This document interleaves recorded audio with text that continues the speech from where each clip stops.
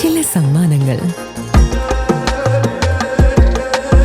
ഇതെല്ലാം നമുക്ക് ഏറ്റവും പ്രിയപ്പെട്ടവർക്ക് വേണ്ടിയാവുമ്പോഴാണ് അത് കൂടുതൽ മനോഹരമാകുന്നത്. ലിയോസ് ഗോൾഡ് ആൻഡ് ഡയമണ്ട്സിന്റെ പരിശുദ്ധമായ സ്വർണം പോലെ. Leo's gold and diamonds. 2026 Kalanidhi Guruvayur Sreekrishnamritham പുരസ്കാരം എളനാട് പ്രദീപ് ദാമോദരൻ ഏറ്റുവാങ്ങി. ഗുരുവായൂർ കിഴക്കേനട ബാസുരി ഇൻ ഓഡിറ്റോറിയത്തിൽ നടന്ന ചടങ്ങിൽ ഇന്ദുലേഖ വയലാർ പുരസ്കാര സമർപ്പണവും ഉദ്ഘാടനവും നിർവഹിച്ചു. പുരസ്കാര സമർപ്പണത്തോടൊപ്പം വിഷു കൈനീട്ടം, വിഷു സദ്യ, കലാനിധി അംഗങ്ങൾ തയ്യാറാക്കിയ വിഷു പക്ഷികൾ പാടുന്നു എന്ന കവിതാ സമാഹാരത്തിന്റെ പ്രകാശനവും നടന്നു.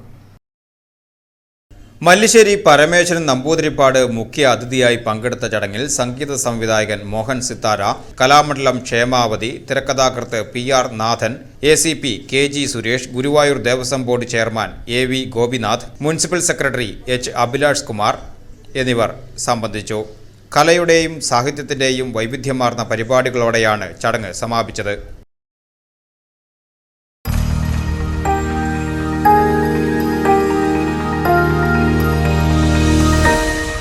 You are watching VCV News.